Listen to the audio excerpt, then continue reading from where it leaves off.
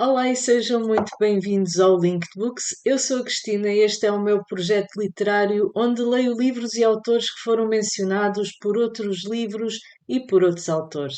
Hoje o tema deste vídeo é a peça de teatro de William Shakespeare, Hamlet.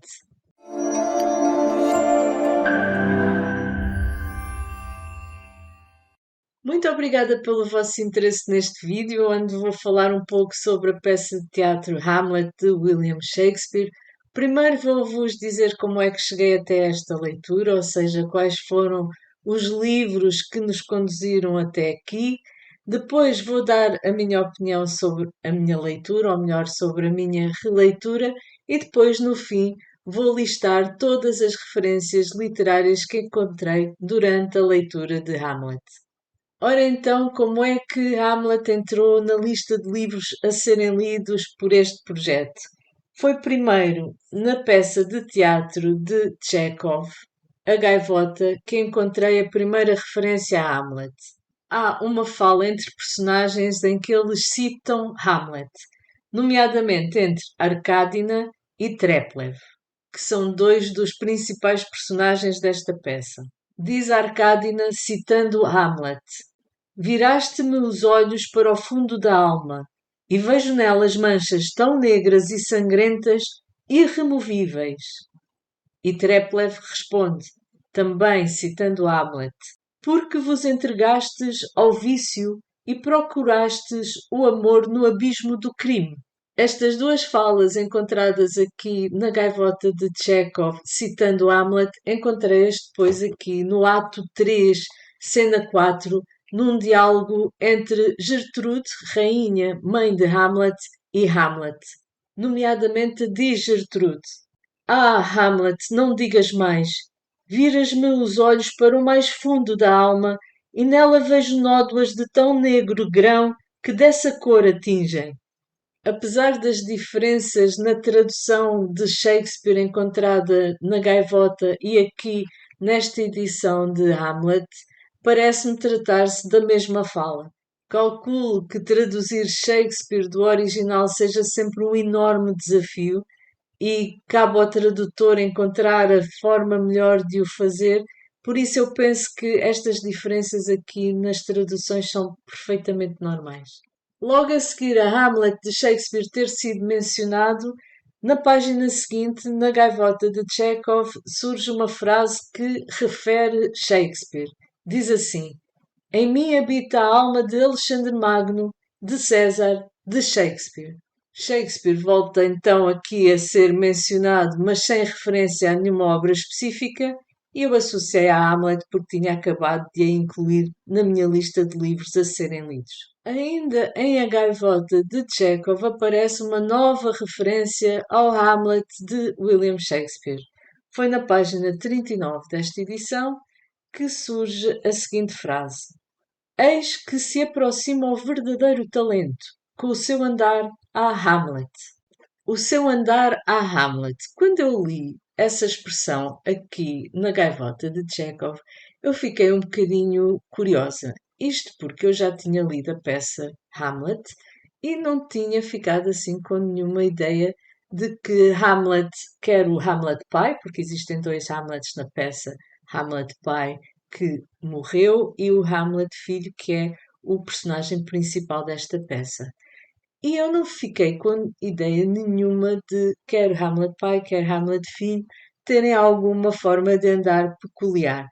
E então penso que se trata aqui de uma alusão figurativa à forma de estar de Hamlet, porque Hamlet durante toda a peça vive em enorme tristeza, em enorme conflito interior, dúvida e melancolia, e portanto terá a ver com isso o andar a Hamlet.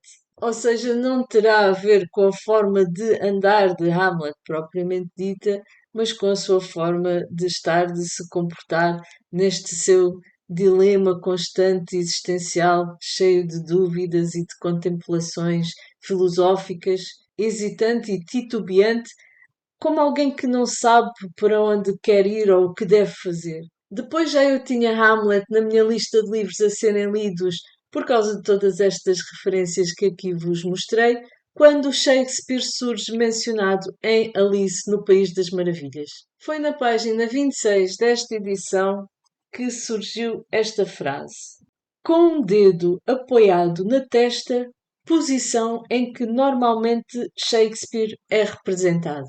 Portanto, uma referência a Shakespeare sem especificar qual a obra, como eu já tinha Hamlet na lista de livros a serem lidos, associei esta referência à obra de Shakespeare que já tinha na lista para ler. Com todas estas referências a Hamlet e a Shakespeare, ficou mais do que justificada a minha releitura de Hamlet.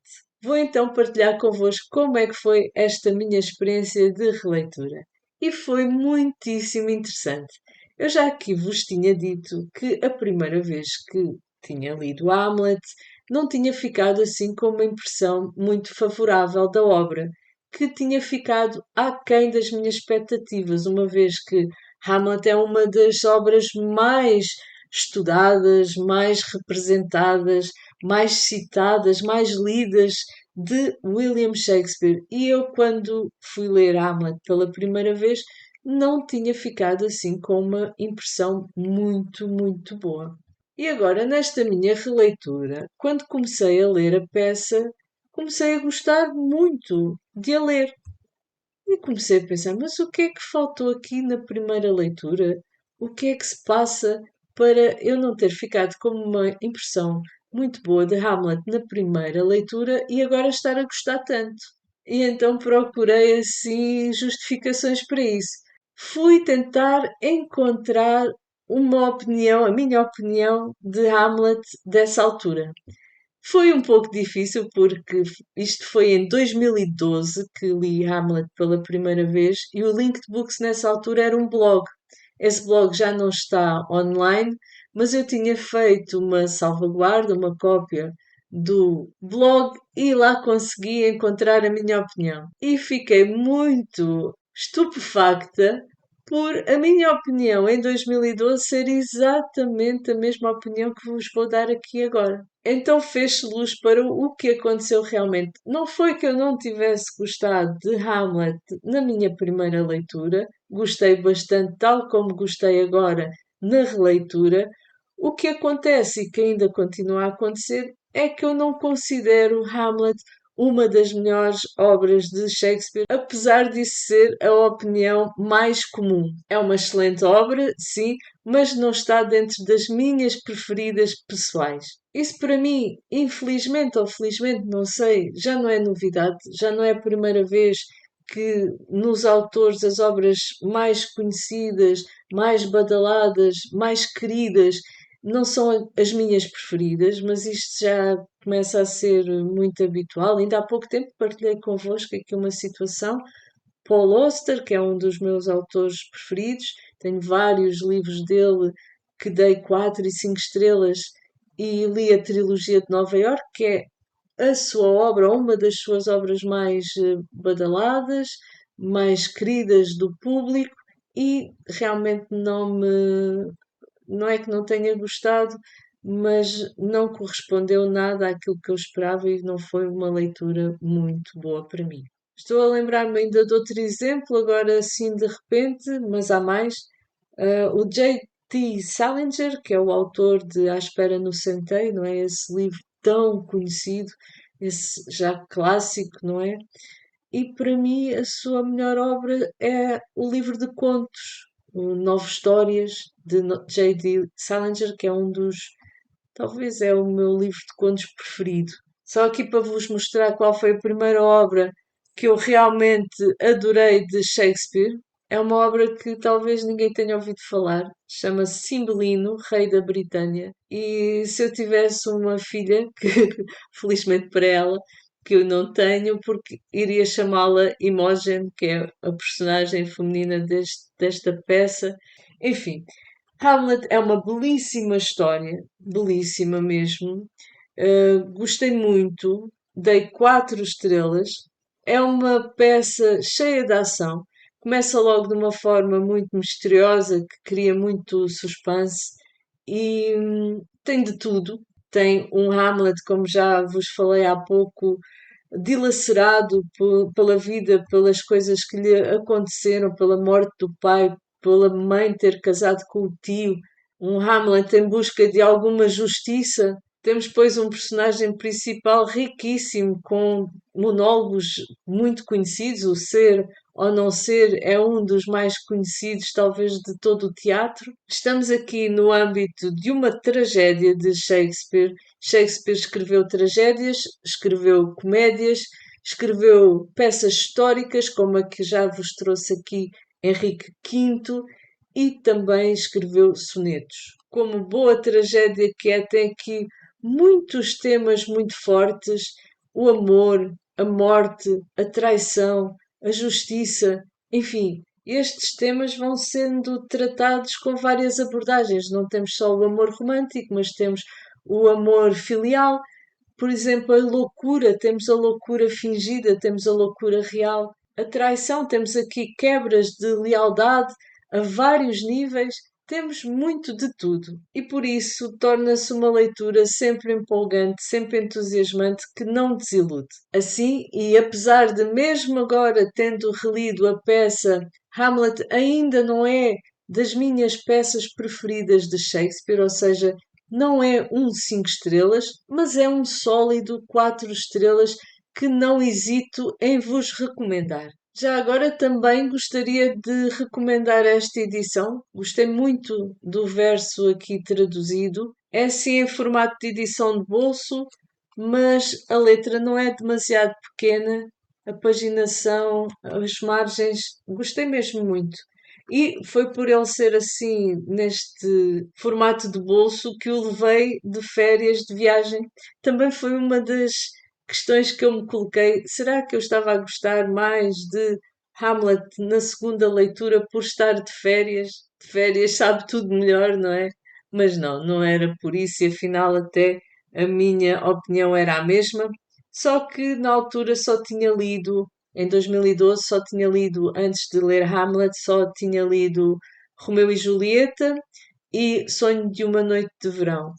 E agora já tenho mais peças de Shakespeare na bagagem, consigo avaliar melhor em termos de quais as minhas preferidas e menos preferidas. Então tinha uma impressão errada da primeira leitura de Hamlet, mas afinal só não é uma das minhas peças preferidas, mas é uma excelente obra, como já vos aqui disse. Mais uma vez vos digo, não tenham receio de ler Shakespeare, não é assim tão inacessível como possam pensar. Há traduções até muito simples que se leem muito, muito bem. Claro que ler Shakespeare no original será diferente e eu ainda não cheguei a esse patamar, mas lá chegarei. Vamos então para a última parte do vídeo, onde vou partilhar convosco quais foram as referências literárias que encontrei durante a leitura desta peça.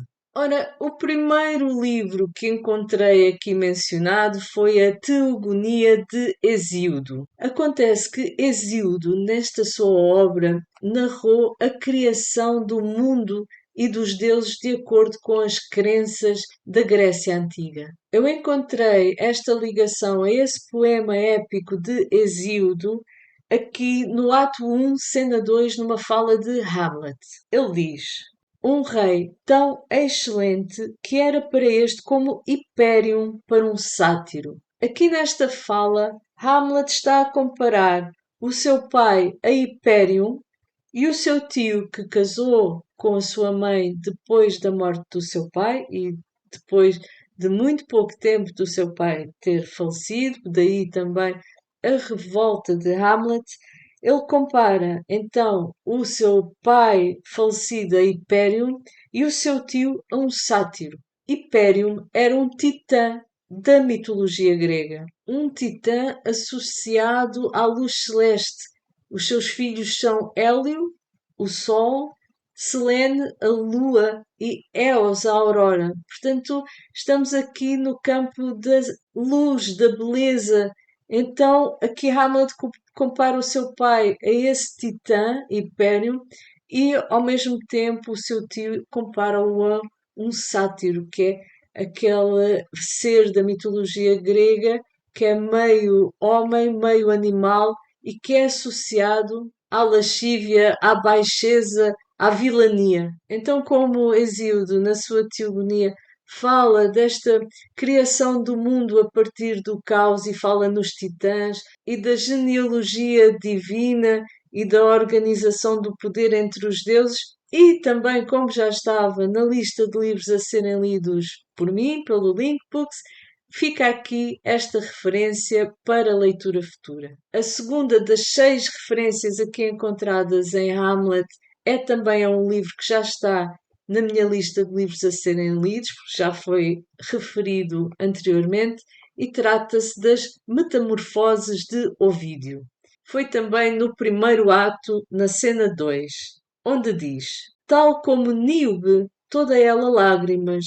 Níobe, na mitologia grega, foi uma rainha, ela foi rainha de Tebas e tinha muitos filhos. Como tal, gozava, zombava da deusa que só tinha 2 filhos, Artemis e Apolo. A deusa, zangada, lançou a sua fúria sobre Níobe, mandando os seus 2 filhos assassinarem toda a sua descendência.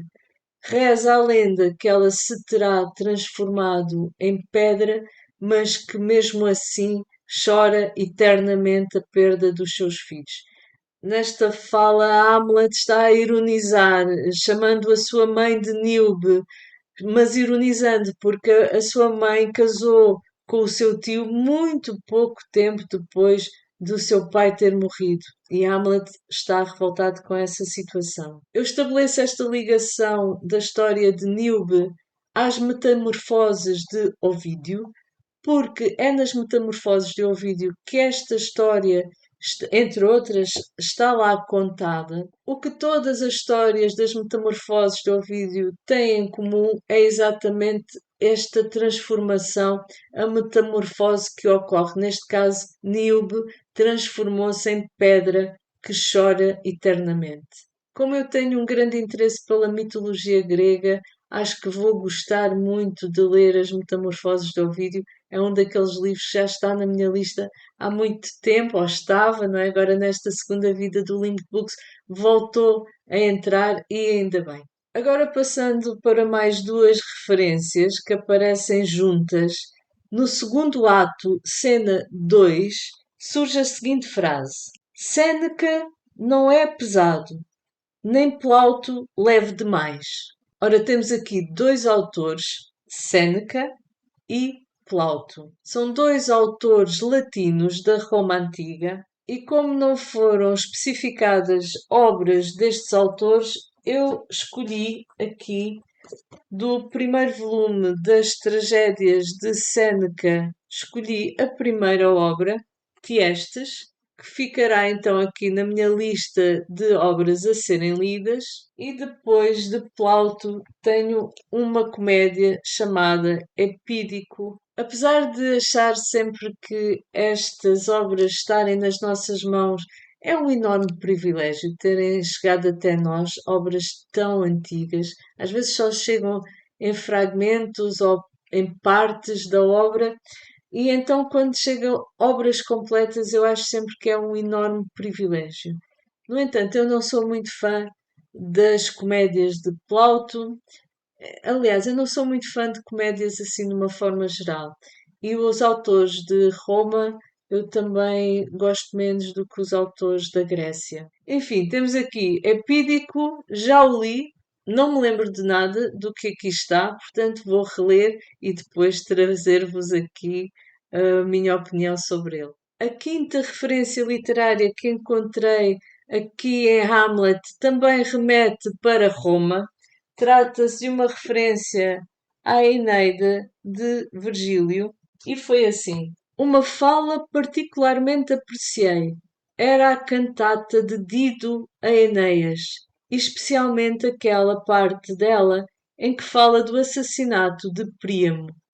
Portanto, estamos aqui claramente dentro da história da Eneida, com o personagem Enéas aqui em referência. Já estava na minha lista de livros a serem lidos, mas fica mais uma referência encontrada à Eneida de Virgílio Eu ainda não li a Eneida, é mais uma prova de que eu realmente me afasto um pouco dos autores de Roma. Já li a Ilíada e a Odisseia e a Eneida está aqui ainda a faltar. Trata esta história dos habitantes de Troia que, depois dos gregos terem vencido essa guerra, de terem tomado Troia, da sua fuga e da sua procura de um novo lar, de um novo sítio para morarem e de estabelecerem o seu povo. Está em falta esta leitura, mas espero em breve conseguir chegar a ela. Já comecei uma vez a ler, fiquei-me aqui pela página 93 e depois desisti.